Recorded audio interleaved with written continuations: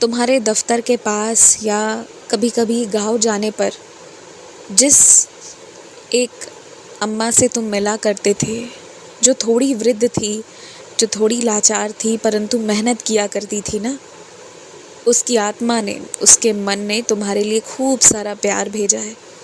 बड़े दिनों से तुम्हारा जाना नहीं हुआ है और बातचीत नहीं हुई है, और उन लोगों का तुम्हारे लिए प्रेम, आशीर्वाद और साथ ही साथ चिंता मुझ तक आया है, और मैंने सोचा कि मैं तुम्हें पहुंचा दूं। जब भी तुम्हें ये लगे ना कि कौन ही तुमसे प्यार करता है, किसे ही फ़र्क पड़ेगा तुम्हारे ना होने का, तब तुम गलत हो। हर एक व्यक्ति जो तुम्हारे लिए प्रेम का संदेश भेज रहा है, मैं बता तो नहीं सकता, मैं दिखा तो नहीं सकता, पर इतना ज़रूर कह सकता हूँ कि कुछ रिश्ते बनाए हैं तुमने और वो बड़े पक्के बनाए हैं, और अच्छी लगी मुझे ये बात। और हाँ, मुझे ये कहना है तुमसे कि जो आसान हो, जो आराम से हो जाए, वैसा ही कुछ करो। अन्नदान करने के लिए बहुत ज़्यादा परिश्रम करने की आवश्यकता नहीं है, क्योंकि मैं जानता हूँ कि इसके अलावा पूरे दिन बहुत सारे काम हैं तुम्हारे। तो मैं ना तो तुमसे ये उम्मीद करता हूँ, ना मैं ये चाहूँगा कि खूब परिश्रम करके तुम कुछ बनाओ, लेकिन मैं ये ज़रूर चाहूँगा कि तुम प्रयास करो। मात्र प्रयास की मैं बात कर रहा हूँ कि तुम प्रयास करो कि तुम जो भी खिला रहे हो, बना रहे हो या खरीद रहे हो, वो किसी अच्छे चीज़ में जाए, जो थोड़ा बेहतर हो, जो स्वास्थ्य के लिए लाभदायक हो। ऐसा कुछ खिलाओ, इस चीज़ की कोशिश करो। चाहे तुम गरम चावल और सब्ज़ी खिला दो या चावल दाल खिला दो, वो ज़्यादा बेहतर होगा, ना कि मैदे से सना हुआ कोई आहार। बस यही समझाना चाहता हूँ मैं, और फिर तुम जो भी करो, मैं सब में बहुत खुश हूँ। पिछले रात तुम जब पैसे निकालने गए थे, तुम्हारे मन में बहुत डर था। पैसे निकालते वक्त गड़बड़ भी हुआ, तब भी तुम्हारे मन में डर था कि पता नहीं मेरा काम होगा या नहीं। पर शायद तुम एक बात भूल रहे हो, गौर करना भूल रहे हो कि जैसे ही तुमने मेरा नाम लिया, तुम्हारे काम तुरंत बनते चले गए।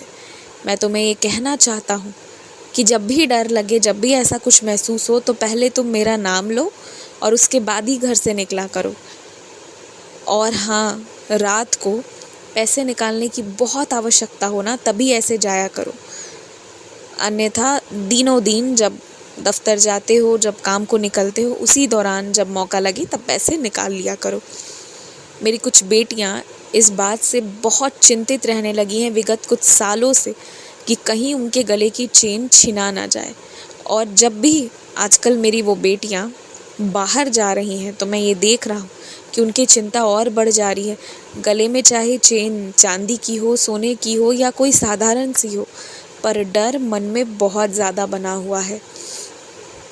याद रखो, जैसा सोचोगे वैसा ही सब नज़र आता है। इतना डरने की आवश्यकता नहीं है, और तुम्हें इतना डर लगता है तो या तो वो चेन निकाल दो, और अगर चेन पहनना इतना ज़रूरी है तो अपने गले को दुपट्टे से ढक कर बाहर जाया करो। लेकिन ये डर और रोज़ रोज़ का तनाव, ये ठीक नहीं है।